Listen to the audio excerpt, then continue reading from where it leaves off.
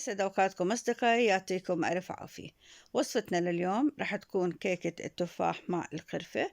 رح نعملها بطريقة سهلة وبسيطة، ومكونات إن شاء الله تكون متوفرة في كل بيت.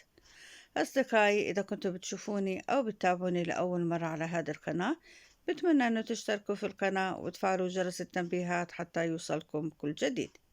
خليكم مع أصدقائي، خلينا نشوف المكونات وطريقة عمل هذه الوصفة الرائعة.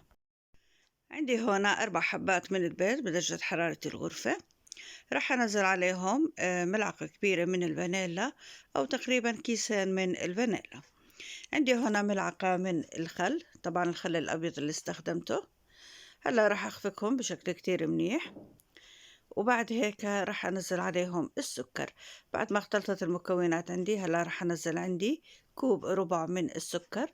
طبعا كمية السكر فيكم تتحكموا فيها مثل ما بدكم، فيكم تخلوها إنه كوب لحاله فقط. بس هيك بتعطيكي حلاوة معتدلة للكيكة. بخفقهم بشكل كتير منيح لحتى يتحول عندي الخليط للون الأبيض.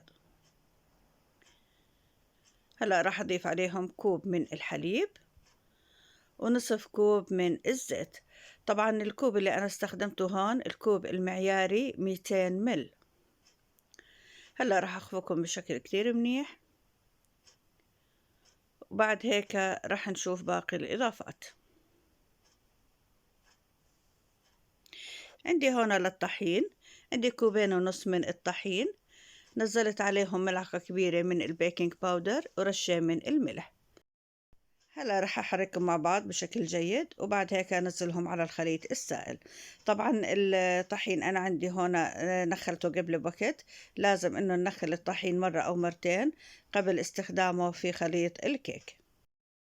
أنا هنا نزلت عندي الطحين كله دفعة واحدة.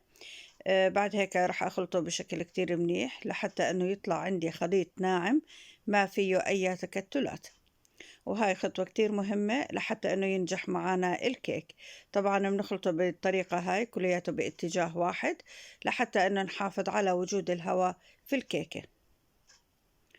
طبعا ما بتاخد منا وقت كتير، وإذا حبيتوا تستخدموا المولينكس ما في أي مشكلة، بس حبيت إني أعملها بالطريقة هاي لحتى تشوفوا إنه ممكن إنه نعملها بالمشبك العادي أو بالمولينكس. أنا عندي هنا 3 حبات كبار من التفاح برشتهم.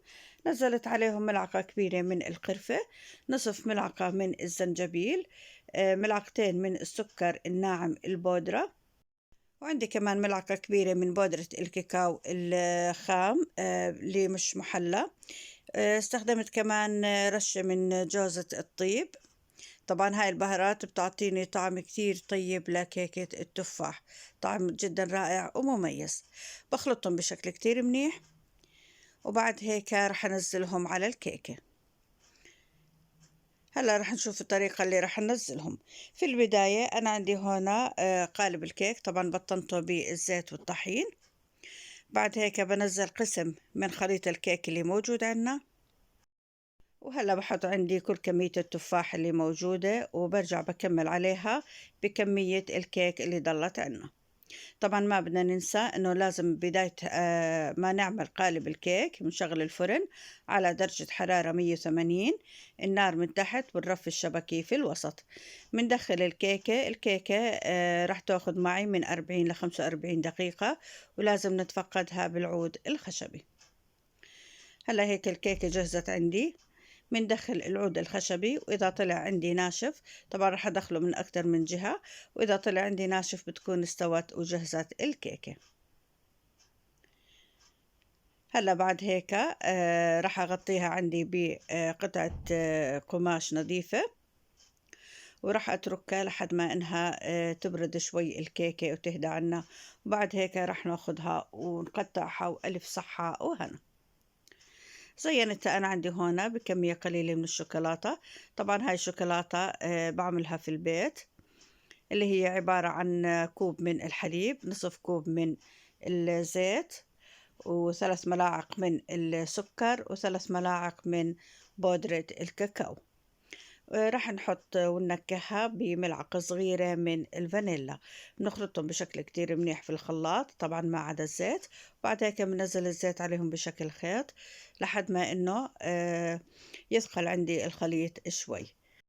وفيكم بعد هيك تستخدموها لتزيين الكيك أو حتى تعملوا فيها سندويشات طعمتها كتير كتير طيبة الشوكولاتة. أصدقائي بهيك بتكون جهزت معانا الكيكة. طبعا ما بتتخيلوا قديش طعمتها وريحتها كانت جدا جدا رائعة ومميزة.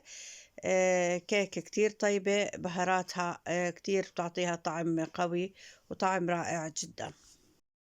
بهيك أصدقائي بكون كملت معكم الفيديو، إن شاء الله يا رب تكونوا استفدتوا واستمتعتوا معنا بهذا الفيديو. لا تنسونا أصدقائي من اللايك والشير، تشتركوا في القناة وتفعلوا جرس التنبيهات حتى يوصلكم كل جديد. بترككم بأمان الله.